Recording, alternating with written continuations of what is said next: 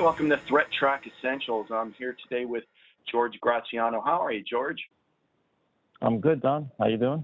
Great. Let's talk about the lessons we can learn from this week's ThreatTraq stories. The first one was it sounded a bit like a James Bond thing, an elaborate spy story about selling secret military data. Tell me about that. So there were two people who had some pretty impressive access within the federal government. One of those two decided to form a communication link between a foreign government entity. They have not disclosed that, but they began to form a relationship with another government entity, and once he established a bit of a trust, he started sending them little bits of information, specifically based around nuclear intelligence and submarine technology from the U.S., which ended up being an undercover FBI agent. And the transactions went back and forth about 3 times until finally they found a good opportunity to jump in. But it read like a spy novel. I mean, it was some pretty entertaining documentation. No, it doesn't seem like it's an outright cybersecurity story, but there's some security lessons here for us, aren't there? There are, and it's a really tough one to kind of get a hold of. Obviously, the FBI kind of had an idea something was happening, and I think it could be based around the fact that here you have two people who have extremely high clearance with extremely sensitive information in regards to national security. So they apparently had some form of protections around these people, and that's key to all of this, right? If you have a group of individuals in your company or anywhere if you have anything in your home, mainly in your business, you want to try to keep an eye on their behaviors, on the communication channels they use. In this case, he was using Proton Mail, which can be an anonymous email system, but is not as anonymous as it used to be. There are some people keeping an eye on it now. So I guess the lessons could be learned that if you have people with a high level of privilege, then there needs to be some form of checks and balances to ensure that their intentions are for the company, for the business, or for the right reasons. Now, we had another story about some IPTV set-top boxes that some information hunting was going on with, some malicious actors taking advantage of some code or some software not being updated. Tell me all about that. So this one had a bit of a comical twist to it, and it's based around an operating system was created to take advantage of IP television technology.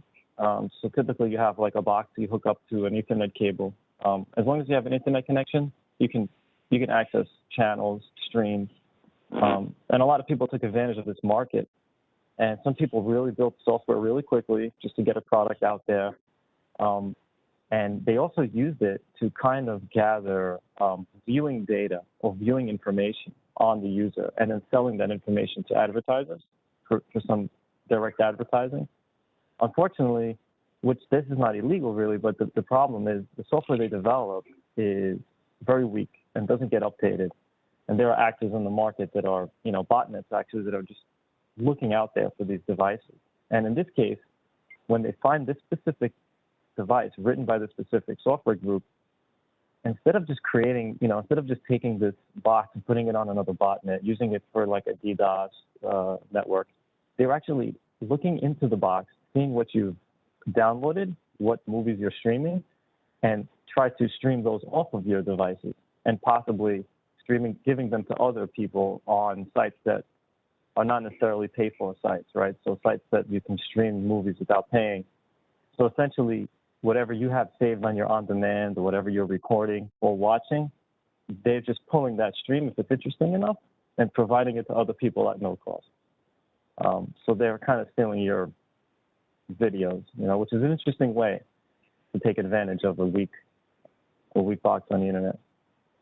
So what's the takeaway here? Is it about how software is developed and being developed securely, some of the vulnerabilities that were there?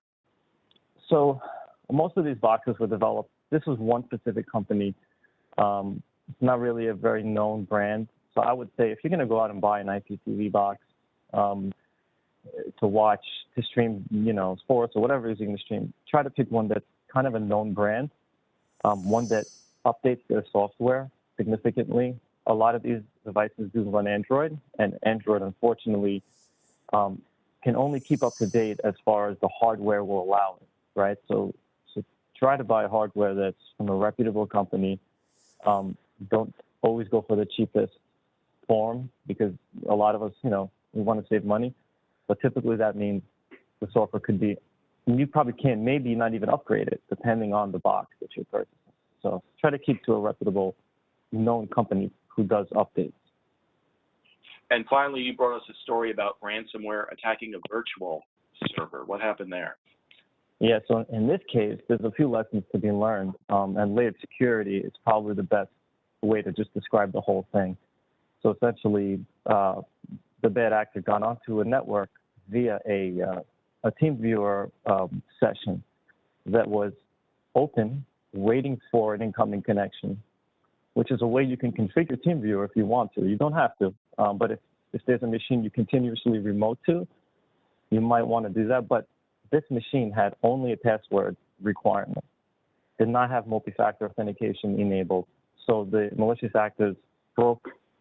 There's no real description on how they did it, but I'm going to assume it was probably brute forcing or guessing a password, password spraying. Either way, they got into this machine, and the person who was logged into that box had full domain administrative privilege, which means if you have that user, you can move around the network with complete access.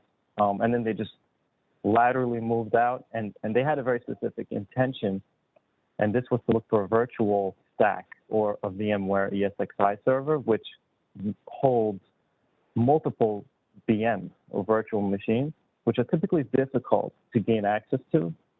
But in this case, they must have been on the same network. So it's essentially somewhat of a flat network maybe. And they saw the VM machine, they ran some open source tools. And when they hit that VM, they noticed there was another security issue that wasn't handled, and there was a shell that was open, which you can disable the shell. It's just for maintenance, right? So whoever administered that box, rather than keep that shell closed and only open it during maintenance windows, they just left it open all the time, probably because it's more convenient, right?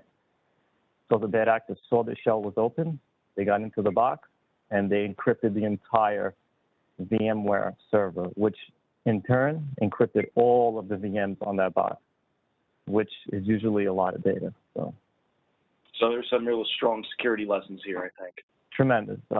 And configuration is a huge one. Make sure your servers are configured properly, and you only allow the access necessary. Have change control time so that you can allow only the certain people to have access to certain devices at certain times. And this would have been avoided without a doubt. Well, thank you, George. Thanks for all that great insight. If you want to get great cybersecurity insight every week, please like and subscribe below. And if you want to take a deeper dive into any of these stories, click on them and watch them in their entirety. We'll see you next time.